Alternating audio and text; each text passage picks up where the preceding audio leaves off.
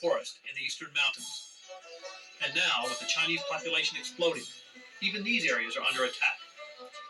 And the number of giant pandas has fallen to less than 1,000. The Beijing Zoo was the first in China to exhibit giant pandas in 1955. They also had the first of several successful captive breedings of giant pandas in 1963. The giant panda had been revered in China for thousands of years. Books written almost 2,000 years ago describe the giant panda as a symbol of peace. A huge lumbering animal living peacefully on a diet of bamboo, neither hunter nor hunted. As symbols of peace and friendship, giant pandas have been presented as important goodwill gifts from the Chinese people for centuries.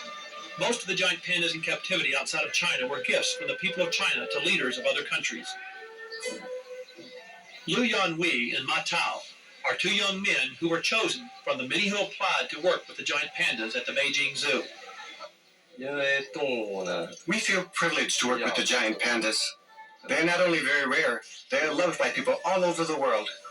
They have exactly the same 7 emotions that humans have: joy, anger, sorrow, fear, love, hate, and desire. When a giant panda is happy, we can see it.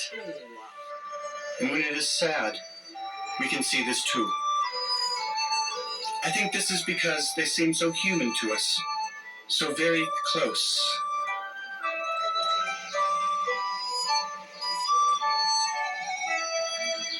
The Beijing Zoo also has the other type of panda, the lesser or red panda.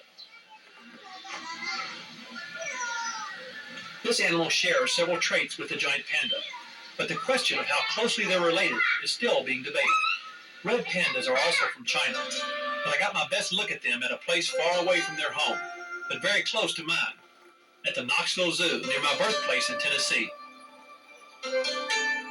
With me today is Greta McMillan, research coordinator here at the Knoxville Zoo. Now, I'll notice how he's eating that apple with his little paw there. It's almost like a giant panda. Very much like a giant panda, and that's why they share the name panda. Notice those claws that he has. It's almost like a little hand on my hand here. Yeah, and it can clutch because of that opposable thumb. You're right, his little thumb is something. It's actually a modified wrist bone. Boy, they're beautiful. They're almost like a toy. Yeah, they're actually one of the few animals that's completely furred. They have fur on the bottom of their paws and everything, and that it helps with traction. Their long tail helps them to balance as well. Now, this animal obviously lives at high altitudes. The red panda's habitat is in China and Nepal in the Himalayan mountains, and their latitude is actually very similar to the latitude we have here in Knoxville. In fact, I think one of the reasons we do so well with red pandas here is because of that latitude similarity. I think that's part of the reason that we're so successful with breeding them. We've had 42 cubs born here at Knoxville. 42? 42. 2 born just recently. The female that had the 2 cubs recently can't feed her cubs anymore. She doesn't produce milk. So we're really lucky in that female will let us feed her cubs for her. We feed them and weigh them on a daily basis.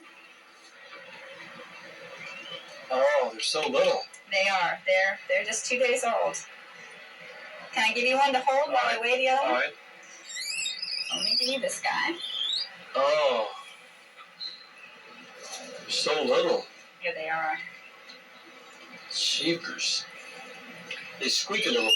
They don't even weigh, I don't know how much they weigh, but this thing doesn't even even seem like half an ounce. Yeah, the one you're holding only weighs about 100 grams. We have to weigh them every day that we feed them, and these guys we're feeding daily, just to make sure that they're growing at a good rate. I'll put mine in the box? Yes, please. Oh, I gotta be gentle with that thing. What a precious animal. You're even lighter than the other one. It's really important to have these cubs with their mother, so that they can get all the benefits of the maternal care behavior. And in order to do that, we need to try as hard as we can to keep these guys with their mom. If you can possibly keep the cub with the mother, even if you're feeding it, it makes all the difference in the world. In London, people have been coming to see the pandas for a long time. The London Zoo has been showing giant pandas to the public for over half a century. Mick Carman was able to tell me a lot about them. Mick, What's it like working with one of the rarest animals in the world? I think I'd probably say I feel privileged. It's not many people that get the chance to work with giant pandas, and I've been lucky enough to work now with 4. Pandas are very, very different, but they're, again, very, very interesting. They have personalities, that's the thing about them. And the females don't seem to be as friendly as the males.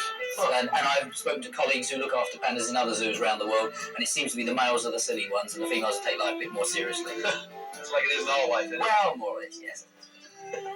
I think this is part of their appeal to the public. They have this look at them, people associate with them.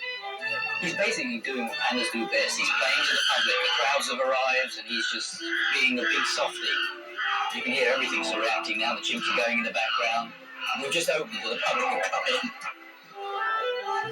He's just being dumb. And this is what I was saying earlier. The males do this. I've never seen one of the females do it.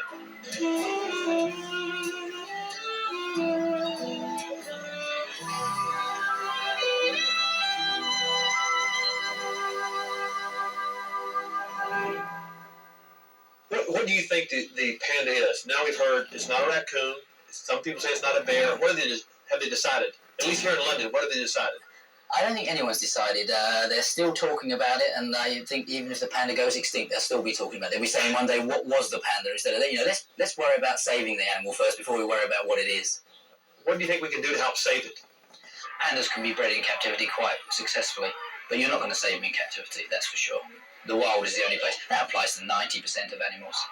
The wild is the place to save them. Zoos are just a lifeline.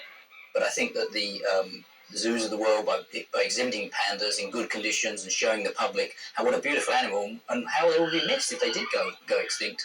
My son's 10, and the thought that his children may never see a live panda, I think is just, well, it's too awful to even contemplate, and I don't believe it'll happen. I don't believe the world will allow it to happen.